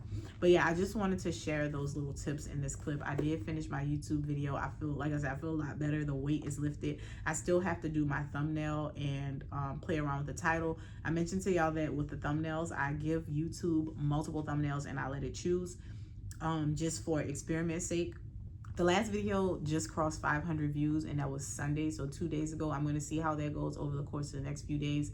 But this video, I already know what I want the thumbnail to look like. I know what I want the title to be. So now I just need to edit the video and then go forward with that process of packaging, putting it out there, making it clickable, and making people excited to watch it. That's actually it for today. I don't have anything else that I need to do. I've sent my email. I do want to work on the blog post so that it's ready, but I'll probably do that later this evening. I'm excited because we finally have a day where we don't have any activities. So I'm probably going to come home and rest. You know, I think one of the hardest things for people is staying consistent when things don't look the way that they want them to look, and being okay with learning in that window. So I've been sharing a lot of like what I've been watching and consuming, which I haven't done as much of that in the past vlogs, but y'all know, like, this vlog is a work in progress. We just document stuff. We do our best. And something else that came up when I was thinking about something that Omar from the department, something that he teaches this, and also Myron Golden, which is one and the same because Myron Golden also taught him a lot. So they teach this concept of simplify your speech. Just say it very plainly. And something I realized is that a lot of people will compliment me on my speaking ability, or one of the recurring comments, no matter, it's not even the same video, this is like across videos that I put out, people will say things like, oh, you explained this so well. I really appreciate the way that you broke this down. Nobody's ever said it to me like this. I get it now. It makes sense. And I'm not doing anything spectacular. I'm not trying to make it make sense. I'm just not trying to overcomplicate it. And sometimes I can have a very polished vocabulary, but typically online, I speak to people as though I'm speaking to a middle schooler because I want you to get it. I also have, and I think this is something that just comes with experience and time online, I have learned that simple is best, because then if I break it down as simply, as plainly as I can, and people still don't get it, I can say it wasn't meant for that person to get it. After I say a little bit of an elaboration and they still don't get it, I have to let it go because I can't extend my energy in that way. And so I think that's also really important, just the concept of not overcomplicating things, along with consistency. So consistently being repetitive, consistently keeping your message very direct and simple. I do get a lot of comments like that where people will say, I love the way that you explained this. I love how simply you broke this down. I've never heard it explained this way before. Thank you so much for making it click for me. Something, just a light bulb went off. And I know that that's not because, ooh, I'm so special and I have a way with words. I know that it's more so because I don't overcomplicate things. I just keep it simple. And sometimes I do use words that some of the words that I use sometimes can be a little bit more decorated, but I try to keep things as simple as possible so that it's easy to comprehend and understand for the listener, because I think it takes away from the experience. If you're listening to me speak and now you don't understand what I'm saying, you lose interest and it's not as impactful. So it's easier if you keep that in mind too. That's something that has helped me so much in relaying my messages, just not trying to overcomplicate it. Even having certain ideas, even if you're heavily credentialed or you're a specialist in your field, if you're going to use certain vernacular or certain jargon that is industry standard, go the extra mile to explain those things in a way that's a little bit more simple, not so complex. And I think that will also help with the delivery of your message and the way that it lands on people and the way that they receive it. Also, sometimes this can be irritating for some of the listeners, but make it a point to address appropriate nuance. You don't have to address everything. You don't have to make a disclaimer and a disclosure about everything. That's exhausting. But within reason, address things. Also, not saying the technical words. This is how you could be a thought leader, is like, you can just take something that everybody else is saying and like come up with a different way of saying it that is more digestible, and more approachable, more accessible. So in my case with like the tech stuff, or like with the practical videos I was creating, I literally thought of like a mom who just bought her first camera and she wants to like film her kids. So like I stayed away from words like bokeh and depth of field. My mind has been blown today. But that's not something that's like foreign to me. I watched this video, and whenever I reference videos, I put them in the description for y'all because I'm referencing it because it's actually going to help you. So this video, I took such extensive notes in my notes app from this video, and I just want to share the main points, but I also really want to encourage y'all to watch it. I actually shared this with my mastermind group too because I'm like, y'all need to see this. So Where do I start? So this is a video by Omar of the department. I don't even know if this is technically the department because it doesn't say the department on there, but I think it's the podcast for the department. But he's sitting down and he's saying, you want to start making your YouTube videos like this. And this is advice for small YouTube creators. I'm still a small YouTube creator. I'm under 10,000, monetized, pretty consistently bringing in income, but I'm still a small YouTuber because I haven't seen crazy success on the platform. And so I'm listening to him, I'm tuned in, and I'm really liking what he's talking about. So here's what he says. He basically says you need to upload bulletproof videos. Bulletproof videos meaning these videos are seamless, they deliver, and they reach the intended audience for the specific purpose. Now, this is what he broke it down into. Make the best video on the topic that you're covering. And something he asked in the beginning of the video, he asked Art, I forget the name of the other guy that's with him. Art is always on there with him. I can't remember the other guy's name. But he asked them, he said, is the last YouTube video that you uploaded the best version of you? He was like, no, honestly, no, it was just rushed. I could have taken more time to put into it, so no. And so he's saying you need to put more energy and effort into every single upload. Now, this is something we've been talking about because I told y'all as I'm doing my 12-week year, I'm not as focused on TikTok. I love TikTok. I know it's easy to grow on TikTok. As long as I continue to post consistently, I'm going to continue to grow there. Also, Instagram, same thing. Instagram and TikTok are kind of like short form. I really want to start connecting with my audience with long form. And YouTube is that girl for that. But I need to really get a grip on YouTube. And there's some stuff that came and it made it so clear to me why certain channels do well and why certain ones don't. And I think I really need to share that with y'all. So put more energy into every upload. That means the packaging. Remember, we talked about the packaging with Calum Johnson talked about this before too. The way that will make the video, you put all this energy and effort into making the video, but then you drop the ball on packaging, meaning the thumbnail, the title, the SEO. You just don't do a lot to package the video properly. I've even said I'm not as concerned about that on this particular channel, but when I get it together on my primary, I'm obviously going to start reflecting that here too. But here's what he says. How do you do this? Build a bulletproof video, and he has several forms of content that you can do. I'm gonna give you a TLDR, and I just encourage y'all to go watch the video. Compilation content. So this is the type of content where you cover multiple things in one video under one topic. So the coolest example, he gave this example of a lady, she's a realtor in Hawaii, and he was saying how most realtors, when they make a video like this video that she made, they'll say, here's what $200,000 gets you in New Orleans. And so they'll show you a property that's $200,000 in the city, and that's going to be that. It's going to be one property. This lady went to multiple areas, I think even multiple islands. I'm going to go watch the video myself when I'm done with this. Multiple islands in Hawaii, multiple properties, and she showcased everything. So she basically put herself in the position of the buyer, because when you're buying a home, you're not just buying the home, you're also like, is this a walkable neighborhood? You want to know what's going on in the scope of that area.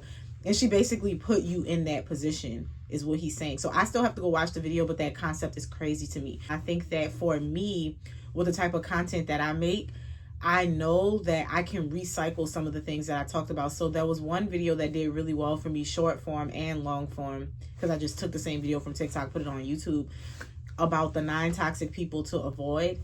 If I take that video and drop scenarios as a compilation video, that's going to do really well because people need that information, right? So you just have to think about what you can take into a video and make it better. The second thing was course content. Immediately a light bulb went off when he finished saying this. So something he said was, most people are in a space of making 8 to 15 minute videos on YouTube. So that's a highly competitive market. He mentioned a friend of his who posted a 6-hour course. He posted that 6-hour course. It got 657,000 views. And he said on the back end of that, his friend had 23,000 new subscribers to his email. imagine if he's doing everything right, that means that he converted some of those people to sales as well. But just growing your email list by 23,000 from one single video. And I know that that's possible because I've told y'all before how crazy one video on short form content can grow your email list, increase your leads, increase your sales, generate traffic. Like, that's why the power of social media is so crazy, because we don't have to pay to post. We just have to put the energy and effort into posting. So anyway, with the course content, long videos, work smarter, not harder. Long videos being anything over like 20 minutes, because he's saying that most people are not making those long videos. So it's less competitive in that space. And if you're jam packing it with value, it's going to deliver. So, he calls this mothership content too. So let's say, and here's where that came in for me. I do have a course that I've mentioned to y'all I'm going to be stopping because I need to focus on the next phase of my life and speaking, and I'm just not going to have the time to do a course and mentorship and all those things. So you upload the course, but then you can take each compartment of the course and upload it as a separate video. A channel that does this really well to me is Film Courage. I love watching Film Courage. I have very varied interests. Film Courage is how I found Jack Grapes, my writing teacher, who has helped me tremendously. My blogs have gotten better. Even the way that I'm styling the writing in my books is just, he helped me so much to really unlock my true voice in writing. Neither here nor there. But Film Courage does this. This is how I found Jack. I was watching a video. The video with Jack was 3 hours long. They took that video and broke it down into like 15 or 25 to 7 minute videos. They didn't do anything new or groundbreaking. They just took a 3-hour video and then they made more content by snipping that content into 20 pieces of content. And that's what I've been telling y'all about when I do YouTube now. That's all I'm doing. But I didn't think about doing that back on the YouTube platform. So that's also something you can consider, having a long course, maybe something like an hour, 2 hours, 3 hours. You don't have to record it all at one time. Once that's posted, you take the modules of that course and you upload it as separate things. So for me, I have a 5-day course. It'll be like a 5-hour video, but I can take each one of those 5-hour videos and break it down into hour-long videos, or maybe like 5-hour-long videos. Or I could even take each hour segment and make it 20 minutes. So now instead of having 5 videos, I have 5 videos for each of the 1 hour long segments. I don't know if that made sense. Again, I'm just breezing through it because I want y'all to watch the video. This vlog is probably long enough. So there's that.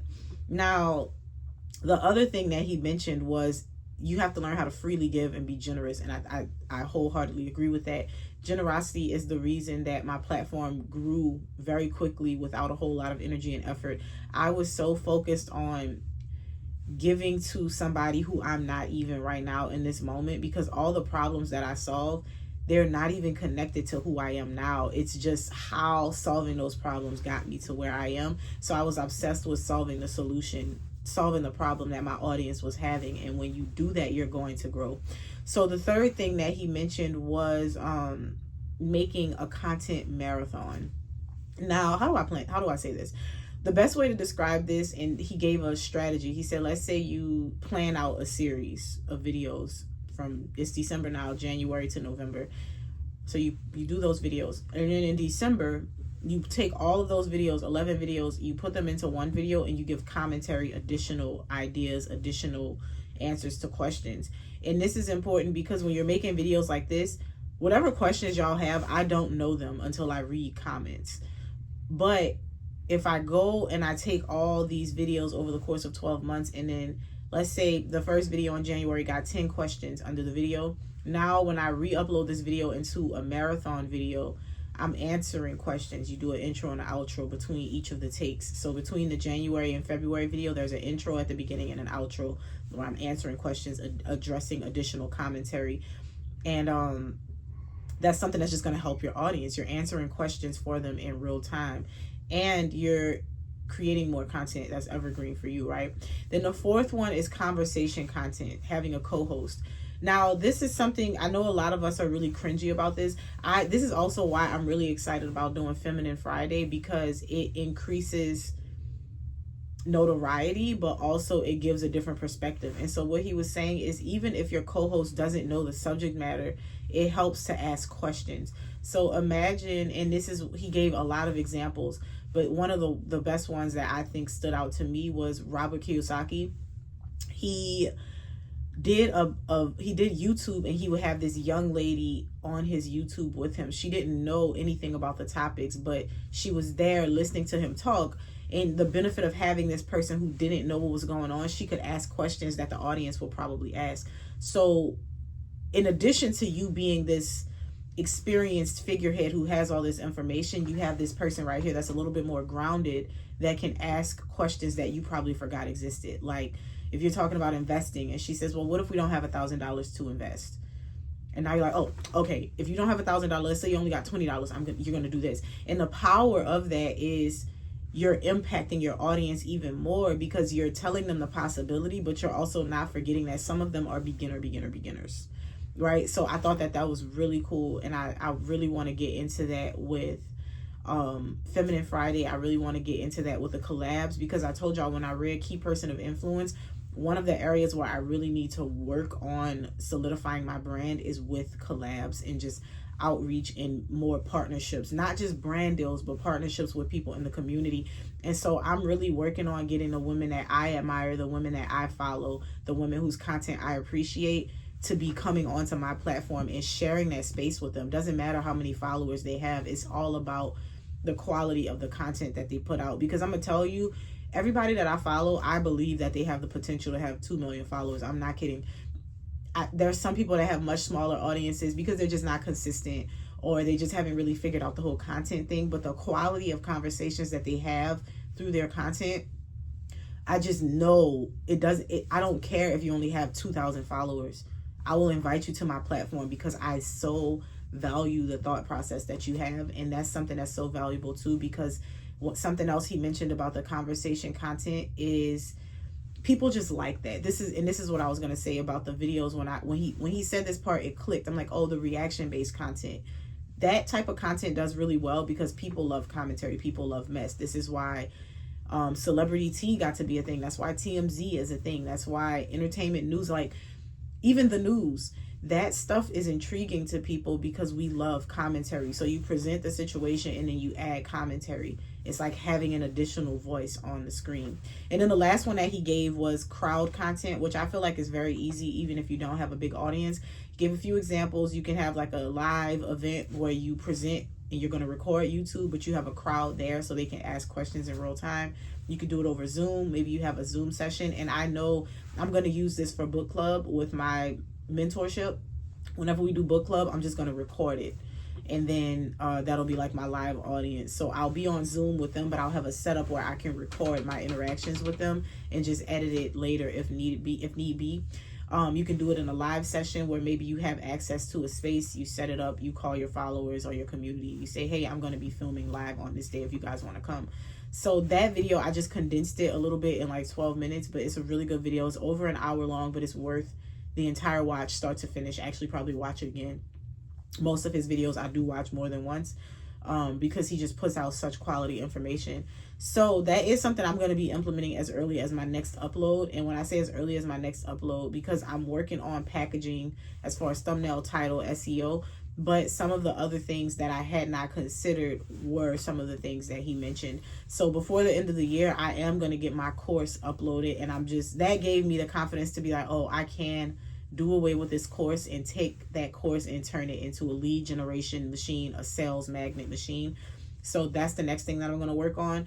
The beautiful part is if I'm super lazy, I already have this content because I always record my Zooms. So I can just take those and like put it in CapCut, upload one long video, no problem. And that's probably what I will do.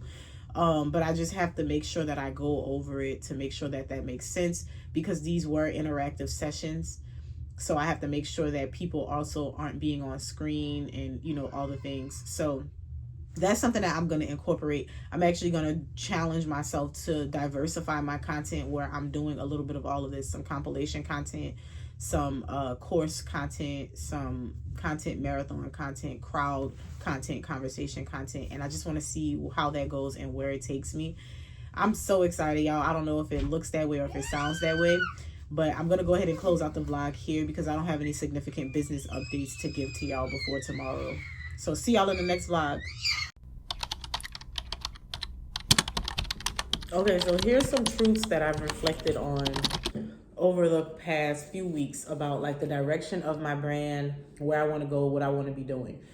Hard truth, I don't want to teach courses. And I've said this before, I don't want to do that, not because I don't enjoy it, but because if you notice, every time I'm in the week of a course that I'm running, I pull back from everything else.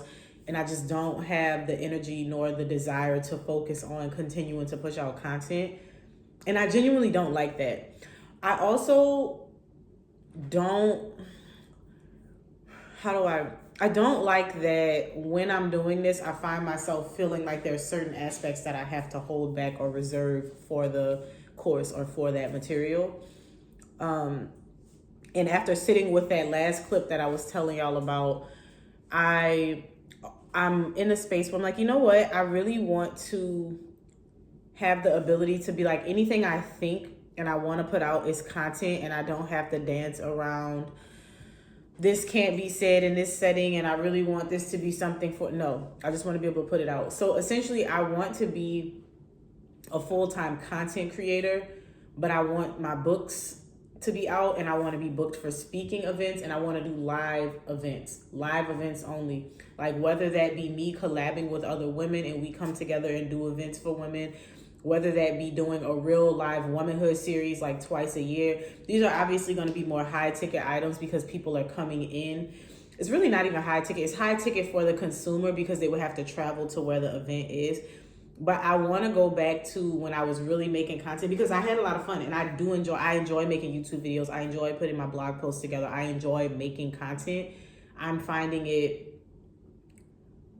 not stressful, but something that I'm realizing I'm not really willing to do to keep up with the courses. And I'm willing to admit that because it's not laziness. I'm diligent and I do it. But every time I do it, I'm like, oh, I enjoyed it once it was happening, but I really don't like the process of this. And I just think that there's a better use of my time. And I think being honest with yourself about what you want to do is important on this journey because that's how you don't get to burnout. And I think that if I continue doing this, where I have a course every month and it's 5 days, I think I'm going to get burned out. And I'm telling you, it's only an hour every day, but just everything that leads up to that, because I have to do so much planning and I have to position my life around that time frame. If it's during the day and the baby is home, I'm like, oh, he has to take a nap. I got to make sure he's asleep. And sometimes y'all know he don't go to sleep. If it's in the evening, if I'm doing pickup for the girls, I'm rushing home to try to get them from practice and try, like it's just too much. And so, and that's not even all, like it's a lot leading up to that. So I'm just trying to be honest with myself about what I want to do. So I'm going to be transitioning out of that coaching and mentor space and more so moving over to the space of speaker, author, and essentially the way that you see your favorite influencers living their life from these brands. I just want to make content around the ideas that I have. I want to exist sincerely. And I think with the womanhood series and wifey school, I was really just catering to my audience. These are things they asked me to create. I didn't just make this stuff up. They asked me to do it and I did it. And so I know that I'm really good at packaging a deal around the needs of my audience. And I'm like, you don't have to have the womanhood series and wifey school to do that. You just do it in real time. So that's a realization that I had. And I also got inspired by something that I saw. I'm going to include that clip as the final part. I know I said the final part was the last clip, but I lied. I wanted to add this part. I think that what she says is so important. She got her first speaking event from a video that only had 50 views. It's just about the right people seeing it. And that goes back to what we have this conversation about all the time. Like, it's not virality. You don't have to go viral.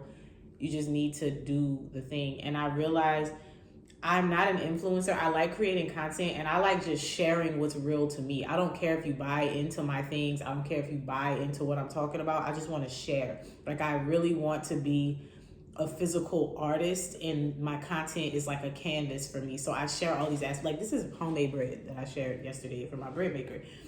I have books that I like to share. I do these little puzzles. I have ideas and I just want to stick to being that person because I don't have to pressure myself to always talk about one thing. And I realize I am capable of doing that, but I'm unwilling. In front of 16,000 people at 20 years old because of a video that only had 50 views. Let me say that again. 16,000 people at 20 years old of a video that had 50 views. So back in 2018, I uploaded this random video to YouTube. No strategy, just vibes, not any fancy camera, it's just me speaking, right? 2 weeks later, I got an email asking me to do a keynote at Wembley Arena for a youth empowerment event. 16,000 people would be in that stadium. I was shocked. And I had to ask them, how did you even find me? And they sent me the link to that YouTube video that only had 50 views. And that's when I realized something. Guys, stop obsessing over the numbers. Stop waiting for the views. Stop obsessing over going viral. Because you don't need everyone to see you. You just need the right one to see. I'm going to say this again. You don't need everyone to see you. You just need the right one to see you. All it takes is one person, the right person, to watch your content, one decision maker, one person that can give you that open door to change the entire trajectory of your life. And I can tell you this confidently, from that one speaking engagement, my speaking career changed for the better. So I'm going to say this again because someone needs to hear this. Okay, I got booked to speak in front of 16,000 people off a YouTube video that only had 50 views. Okay, I lied. One more thing. I got a sale and I was actually about to do something. This is for my womanhood series. And I don't always look at this, but I've been training myself after that conversation with my mentor. I'm like, I need to start being more analytical about my data. I just looked. This person has visited my store 13 times over the last 22 days, and today they were converted. So this goes into understanding too, you don't always get that win from your first interaction with people. Even the concept, you can look this up for your industry, but typically a customer needs to see you 7 to 8 times before they purchase, which is why it's so important to have that funnel in place, because just because somebody likes your content or they're really moved by what they see the first time doesn't mean they're ready to buy. So that's a great opportunity for them to join into your email system, or to join into, or to subscribe to your channel, or to follow you. But I think sometimes we're really impatient and we want things very quickly.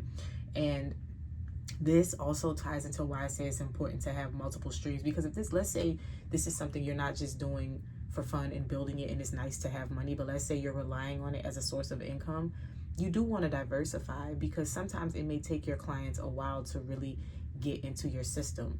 And so even with what I have going on, where I'm extending my funnel, it's going to take people a bit of time to go from the top of my funnel where they get like a $30 product, or not even a $30 product, but maybe even just a lead, to being willing to pay a couple $100s into a program, and then even being willing more so after that to join a mentorship where it's a little bit more expensive than that as well. And then y'all know, like I said, over time, where I'm going to basically have this jump from, you're going to get the book, you're not even going to be able to join the womanhood series because I'm not going to have that anymore. So you're going to be getting a lead magnet or a book for $30, $20. And then you're going to be going from there to being invited to some of my live events, which is going to be a few $100s. So having the patience of understanding that too, eventually your sales are going to come in every day. You're going to get sales. You're going to be converting people. But this one in particular, I thought that was interesting, that it was 13 sessions over 22 days before this person decided to buy into the program. And I think that's encouragement for you as you build. Just know it's not that people aren't interested. People have to build and develop trust with you over time. And for some people, that might take seeing you and interacting with you for a really long time. I've mentioned before, there was a lady for the April session of the womanhood, not the April session of the womanhood series, April session of Wifey School. She had been following me since October the previous year, and that was when she took the dive. So it took her months to be converted, months of seeing me over and over. And some people are quicker to convert. Some people are like, absolutely, this is what I need right now. But there are some people that need a little bit more time. So that's just some encouragement. If things are not moving in the way that you want, I just want you to know it's not because there's something wrong with you. It could be something wrong with your system, but typically people do take a little while before they're ready to convert, especially if your products are a little bit more pricey and it's not just like a $5, $10. And so now I'm also considering why some people will have courses and things for just $30, $40, because people are like, oh, whatever, you know, you get it off volume, because $30, $40 doesn't hurt as much as like a couple of $100, right? So, and that's no shade to anybody. Price your points, price your things at whatever you want to price them at. I now have my mentorship, which is affordably priced, but not so affordably priced that it's going to welcome foolishness, right? So just keep that in mind. People might be willing to do things quicker if the price is low. But if your price is a little bit higher and it takes them a while to convert, just consider that you just need to keep warming them up to you to build that trust.